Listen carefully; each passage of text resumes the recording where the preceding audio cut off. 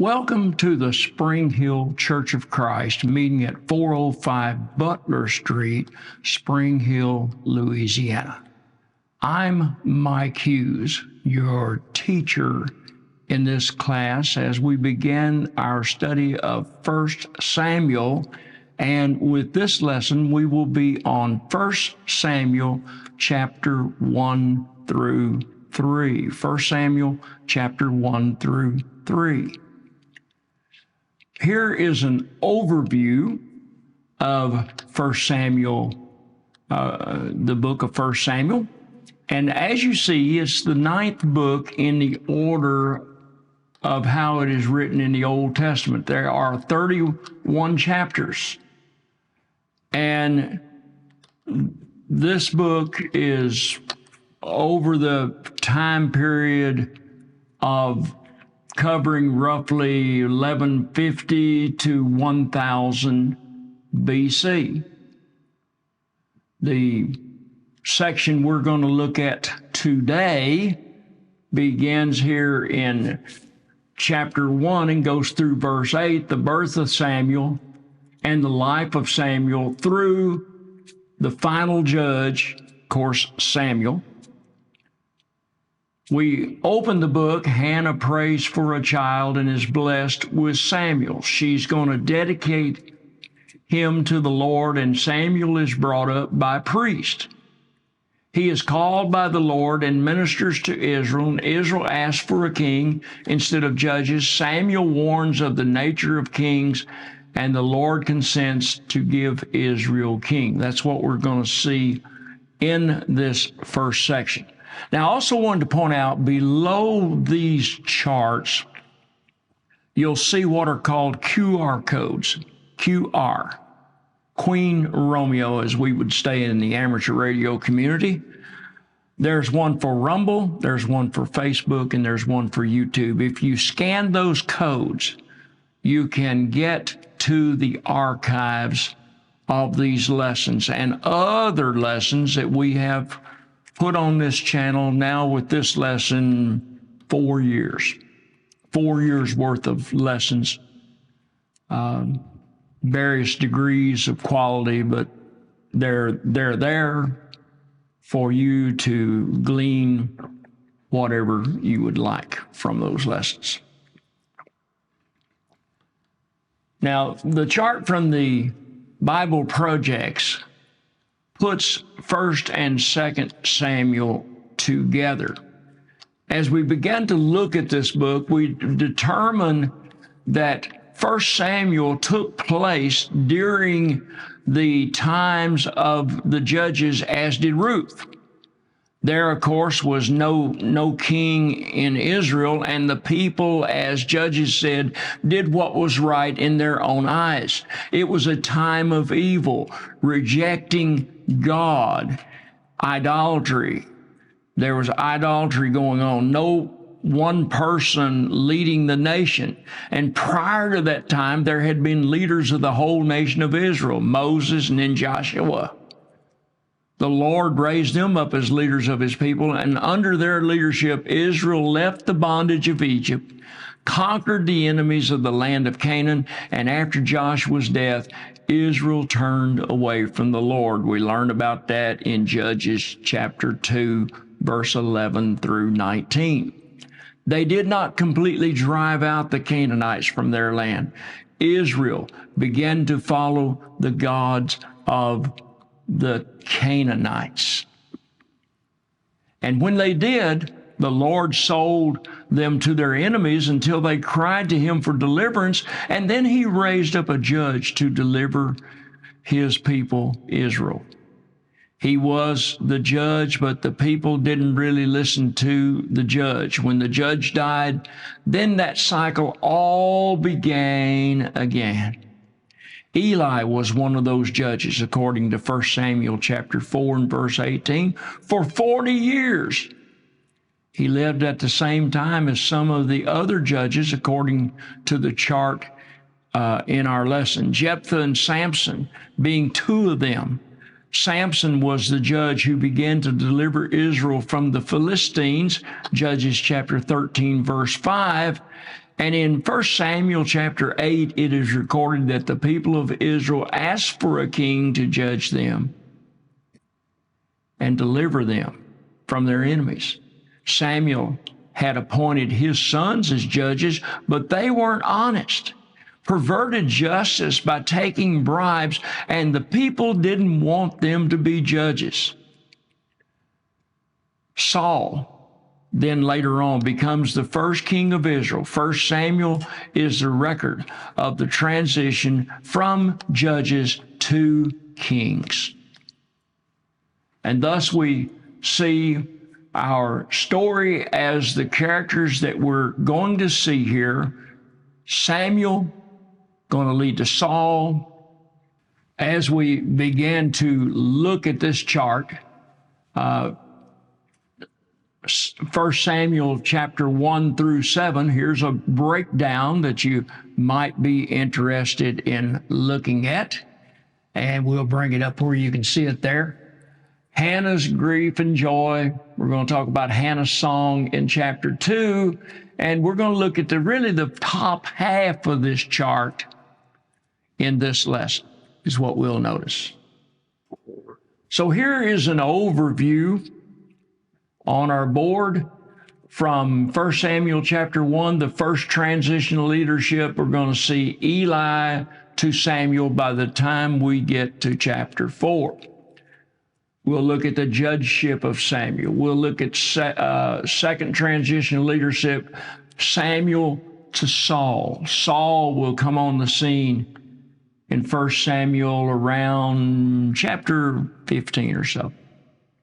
Then our third transition is going to be Saul to David. We're going to see a decline in the quality of judges and their following God, from following God to not following God. We're going to see that with Eli, and we're going to see Samuel's going to be following God, and then, of course, his sons are going to be dishonest fellows. Located in the Canaan region, roughly 94 years, our covered. So there we get a close-up view of where we're starting the first transition of leadership. We're going to break this down into sections. Part 1, the last judge.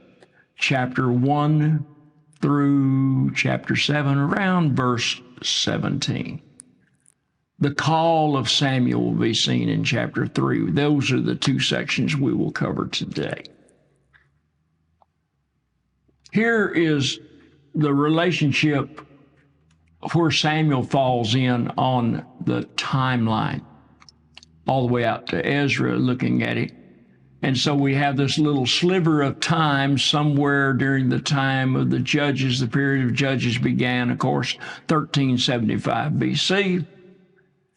And David's time begins 1010 BC, so Samuel falls within that period of time. Here gives us the judgeship of Eli and Samuel, their travels within Israel. Of course, Samuel being from the area of Ephraim, particularly Ramah. We're going to see Shiloh's going to be talked about, various things that are mentioned there. And here's the points. Ramah is going to be his birth. You find that on this chart, number 1. And there it is. It's in the center of that triangle there, and roughly that triangle will become his circuit of judgeship. I guess you would call it, kind of like the old circuit preachers. Now, give you an idea, here is Ephraim and Shiloh, and of course down there in Judah, Benjamin, there's the area. Of course, we're going to learn later on Saul is going to come from.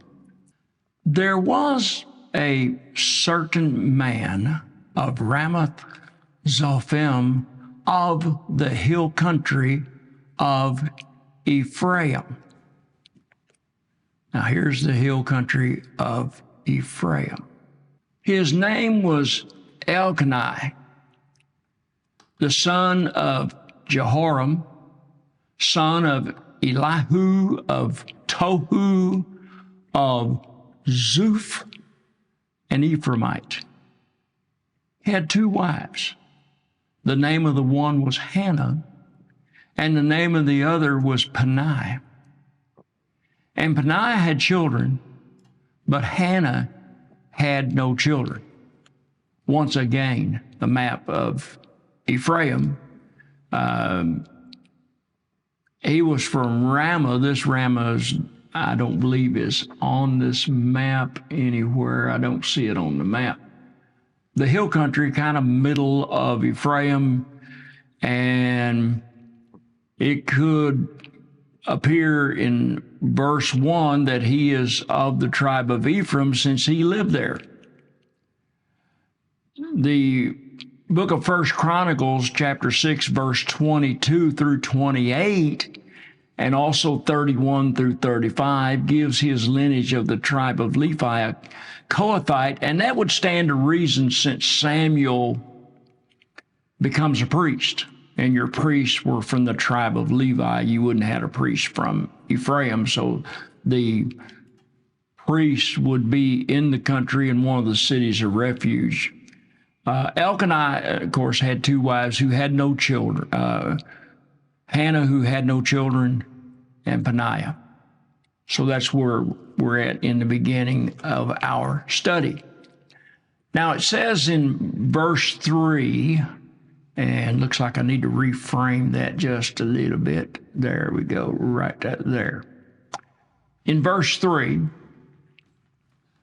that this man used to go up year by year from his city to worship and sacrifice to the Lord of hosts at Shiloh, where the 2 sons of Eli, Hophni and Phinehas, were priests of the Lord. And verse 4 tells us, on the day when Elkanah sacrificed, he would give portions to Peninnah, his wife, and to all her sons and daughters. But to Hannah, he gave a double portion because he loved her, and though the Lord had closed her womb, she was barren, and her rival used to provoke her grievously to irritate her because the Lord had closed her womb, made fun of her because she hadn't bore children.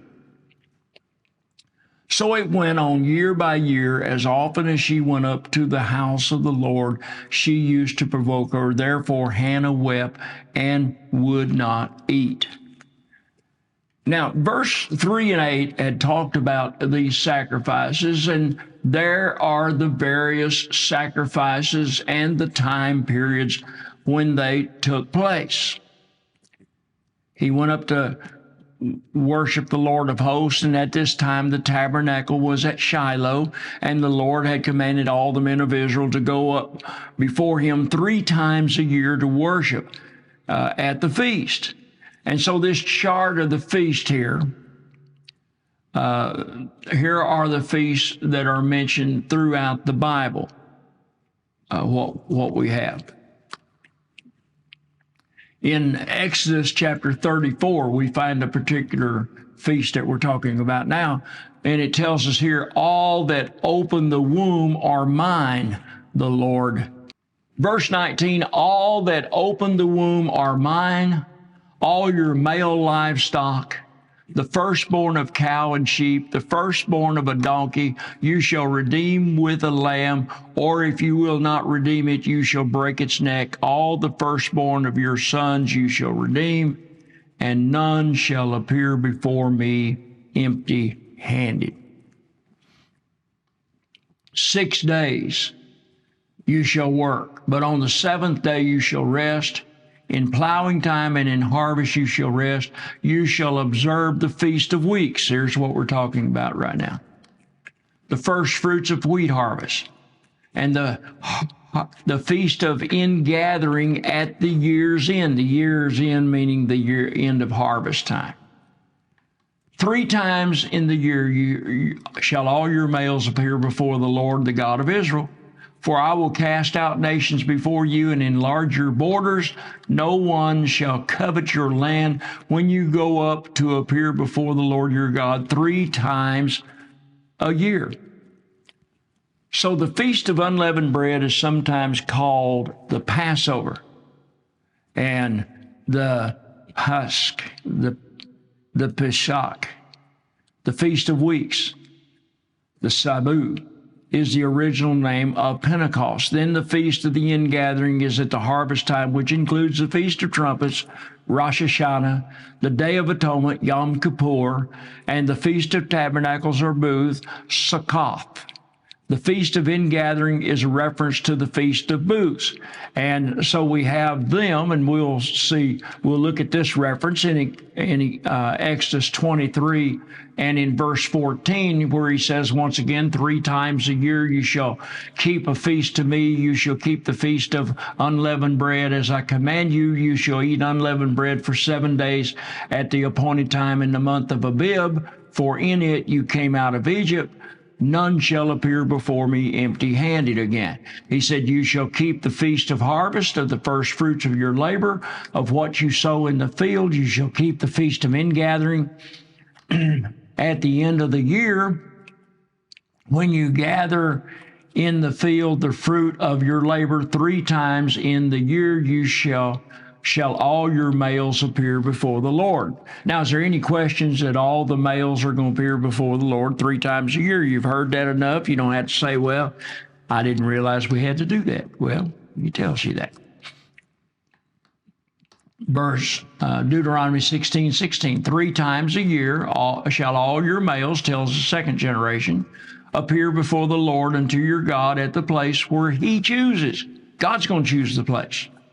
At the Feast of Unleavened Bread, the Feast of Weeks, the Feast of Booths, they shall not appear before the Lord empty-handed. So there it is. Now, back to 1 Samuel chapter 1, this time verse 8. Elikai, her husband, said to Hannah, Hannah, why do you weep? Why do you not eat? Why is your heart sad? And he said, am I not more to you than 10 sons? So that's what he asked her there. So now we're looking at the birth of Hannah, and I see my chroma key played a trick on us there. So Hannah, now we see, prays for a son. In 1 Samuel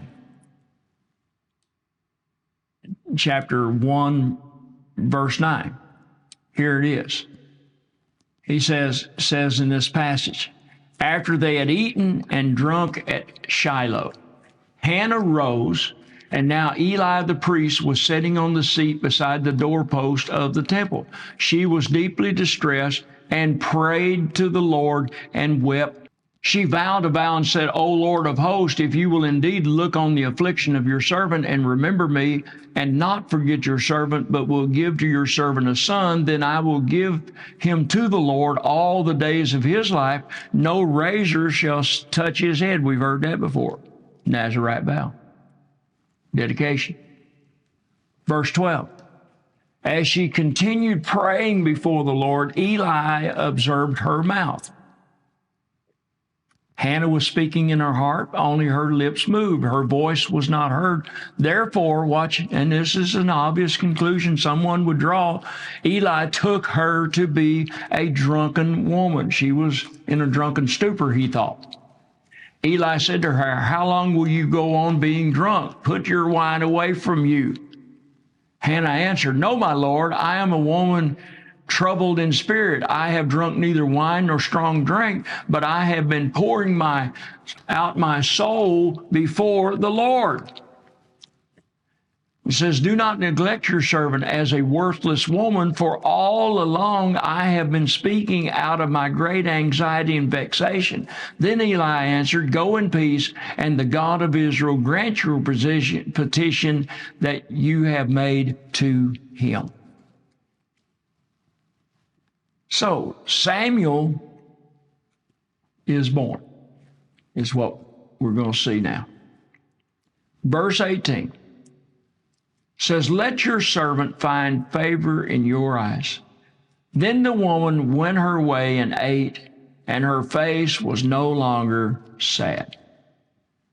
They rose early in the morning, worshiped before the Lord. Then they went back to their house at Ramah, and Elkanah knew Hannah, his wife, had sexual relationships with her, and the Lord remembered her.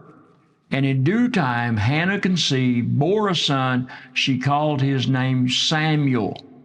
For she said, "I have asked for him from the Lord." Remember, names showed character. Names of children referred to an incident. We just name children today because we happen to like the name. The dedication of Samuel, beginning in verse 21. The man Elkanah and all his house went up to offer to the Lord the yearly sacrifice and to pay his vow. But Hannah did not go up, for she said to her husband, "As soon as the child is weaned, I will bring him so that he may appear in the presence of the Lord and," watch this, "dwell there forever." She's going to dedicate him to the Lord. Happy to have a child, finally. Elkanah, her husband, said, "Do what seems best to you. Wait until you have weaned him. Only may the Lord establish his word." So the woman remained and nursed her son until she weaned him. And now when she had weaned him, she took him up with her, along with a 3-year-old bull, an ephah of flour, a skin of wine, and she brought him to the house of the Lord at Shiloh, and the child was young, offering a sacrifice of dedication. And of course, we know the 5 sacrifices. You can go back and look at our study on Leviticus, and we go through that. Again, you can look at these QR codes in the bottom that you'll see in the bottom of your screen here. Probably most of the lessons will be on Rumble. Then I would say YouTube, and then Facebook. Facebook, you can go to that one, and if you want to like us on Facebook, if you want to become a member there, that should take you to our page where you can become a member. And if it doesn't, remember Spring Hill Church of Christ, and it might be listed SPH Church to get to our lessons. Verse 25. Then they slaughtered the bull. They brought the child to Eli.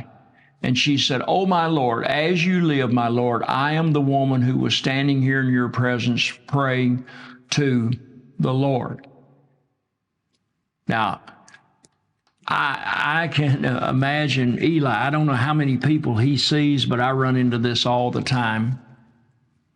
And not that I'm that popular, I'm not saying that, but it's just the idea. I see a lot of people, a lot more people know who I am than I know who they are.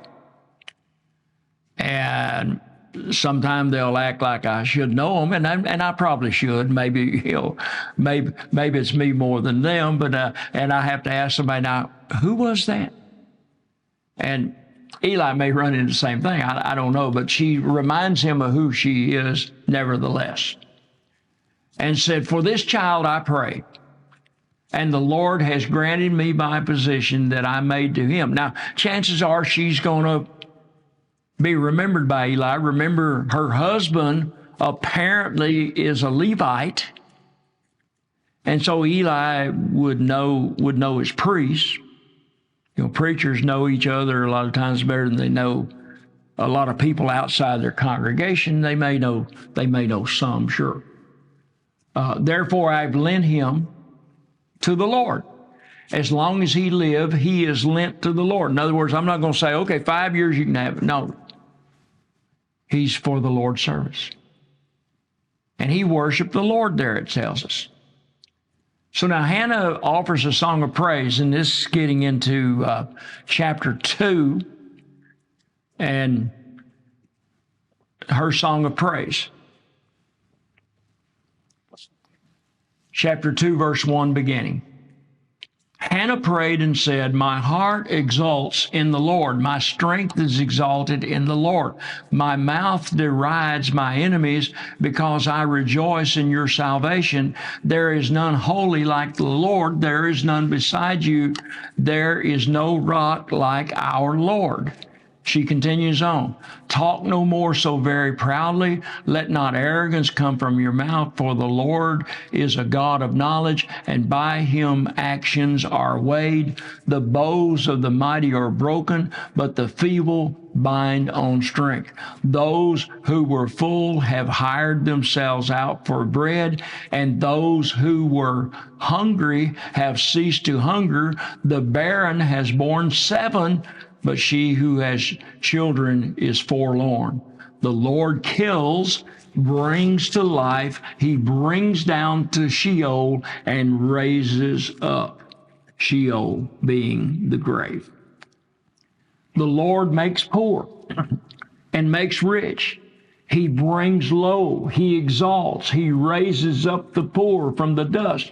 He lifts the needy from the ash heap to make them sit with princes and inherit a seat of honor. For the pillars of the earth are the Lord's, and on them he has set the world. He will guard the feet of his faithful ones, but the wicked shall be cut off in darkness, for not by might shall a man prevail. The adversaries of the Lord shall be broken to pieces against him. He will thunder in heaven. The Lord will judge the ends of the earth. He will give strength to his king and exalt the power of his anointed. Her song of praise.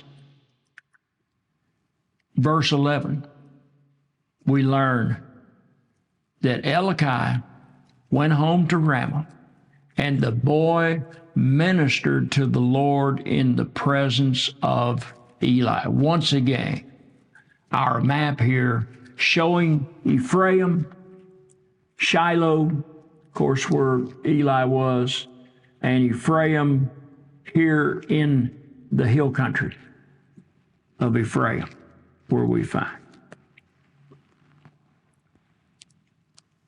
No, so Samuel ministers with Eli.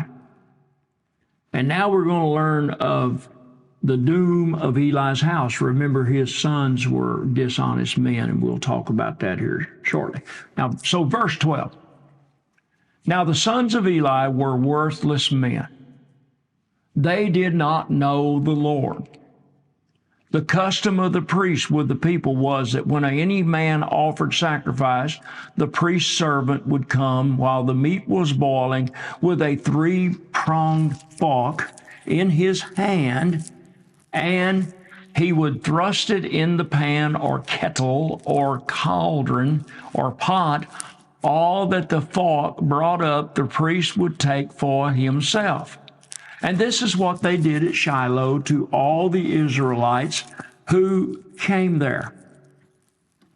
Moreover, before the fat was burned, the priest's servant would come and say to the man who was sacrificing, give meat for the priest to roast, for he will not accept boiled meat from you, but only raw.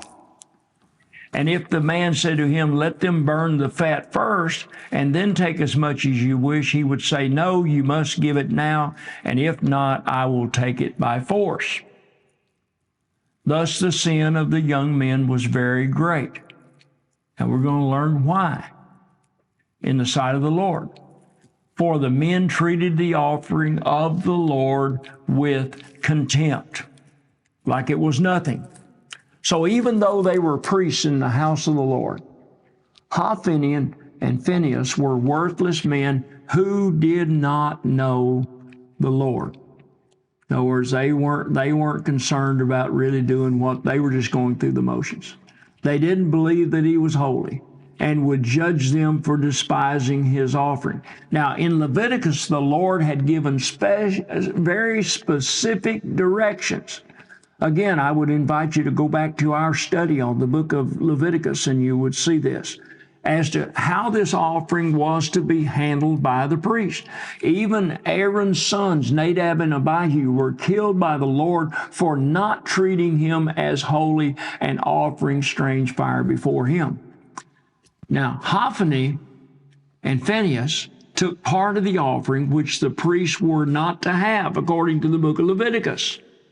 All the fat belonged to the Lord, and the priests were to eat the cooked meat, not to take the raw. Now Hophni and Phinehas even committed adultery with women at the house of the Lord. So we learn that the Lord is going to put them to death for their action. Verses 9 through 12, verse 25. Even when their father confronts them with their sins, they wouldn't listen to him. He warned them, but didn't remove them from the priesthood. He should have had them stoned according to the law. Now, let's go on with our reading that we've talked about this a little bit. Samuel was ministering before the Lord, a boy clothed with a linen ephod. And his mother used to make him a little robe and take it to him each year. So she still had contact with him. She didn't desert the child, even though she had dedicated him to the Lord. And so when she went up with her husband to offer the yearly sacrifice, she would bring this. And Eli would bless Elkanah and his wife and say, "May the Lord give your children by this woman for the petition she asked of the Lord." So then they would return to their home. And so indeed the Lord visited, and she conceived and bore 3 sons, 2 daughters. This besides Samuel. And the young man Samuel, he grew in the presence of the Lord. So what we have here, we have Samuel is dedicated to the Lord, was growing up around Eli's ungodly sons at the house of God, but he was growing up before the Lord and in favor with him, ministering before the Lord. Hannah, we learned, gives birth to other sons and daughters. In verse 21, it is seen again that it is the Lord that opens the womb. Verse 22, Eli was very old, and he kept hearing that all his sons were doing to all of Israel. I've always heard that preachers' kids were the meanest kids around, some people will say. And how these boys lay with the women who were serving at the entrance of the tent of meeting. And he said to them, "Why do you do such a thing? For I hear of your evil dealing from all the people. No, my sons, it is no good report that I hear the people of the Lord spreading abroad. If someone sins against a man, God will mediate for him. But if someone sins against the Lord, who can intercede for him?" But they would not listen to the voice of their father, for it was the will of the Lord to put them to death. That's what we learn is going to happen. So, verse 26, the young man Samuel continued to grow both in stature and in favor with the Lord and also with man. Sounds like we're here with Jesus, doesn't it? That he continued that way. There came a man of God to Eli and said to him, "Thus says the Lord, did I indeed reveal myself to the house of your father when they were in Egypt, subject to the house of Pharaoh? Did I choose him out of all the tribes of Israel to be my priest, to go to my altar, to burn incense, to wear an ephod before me? I gave to the house of your father all my offerings by fire from the people of Israel. Why then do you scorn my sacrifices and my offerings that I commanded, and honor your sons above me by fattening yourself on the choicest parts of every offering of my people? Therefore, the God of Israel declares, I promise that your house and the house of your fathers should go in and out before me forever. But now the Lord declares, far be it from me, for those who honor me I will honor, those who despise me shall be lightly esteemed. Behold, the days are coming, I will, he says, cut off your strength and the strength of your father's house so that there will not be an old man in your house. That's what he says. He tells Eli is going to happen. He says, then in distress, you will look, he says, with envious eyes on all the prosperity that shall be bestowed on Israel, and there shall not be an old man in your house forever. So now we get an idea of where they traveled from. To Bethel, Gilgal. This is what we're going to learn where Samuel travels. Sorry about that. Shiloh, we see, is where Samuel ministered. So this map will kind of help us, I believe, in that way. So now we have the call of Samuel. The next part of this, God calls Samuel to be his prophet. The young man Samuel was ministering to the Lord under Eli, and the word of the Lord, notice it says, was rare in those days. There was no frequent vision. That's pointed out to us very early for a reason. At that time, Eli, parenthetical statement now, whose eyesight had begun to grow dim so that he could not see. Now, the recent research and all I've been doing on cataracts, because my wife's going to have cataract surgery real soon, probably cataracts. They didn't have Dr. Lusk in Shreveport or wherever your cataract doctor may be to go in there and take care of that for you, and you get a cheap lens or the expensive lens if you really want sight like you had when you were a child. But anyway, we won't go there. That must have been what Eli had going on, I believe, here. And it says he was lying down in his own place. They were resting. So the lamp of the Lord had not yet gone out, it tells us here. And Samuel was lying down in the temple of the Lord where the ark of God was. And the Lord called Samuel, and he said, here I am, for you called me, when he ran to Eli. But Eli said, I did not call you, lie down again. So he went and lied down. Verse 5. And the Lord called again, Samuel. Samuel arose and went to Eli and said, here I am, for you called me. But he said, I did not call you, my son, lie down. Now Samuel did not yet know the Lord, and the word of the Lord had not yet been revealed to him. So he's getting the age that God feels like he can use him in his work. And the Lord called Samuel again the third time, and he rose, went to Eli, and said, here I am, for you called me. Eli perceived the Lord was calling the young man. He perceived that. Eli said to Samuel, go lie down, and if he calls you, you shall say, speak, Lord, for your servant hears. So Samuel went and lay down in his place. The Lord came, stood calling as at other times, and Samuel, Samuel. And Samuel said, speak, for your servant hears. So now he's going to reveal this judgment to Samuel. The Lord said to Samuel, behold, I am about to do a thing in Israel at which the two ears of everyone who hears it will tinkle. On that day I will fulfill against Eli all that I have spoken concerning his house from beginning to end.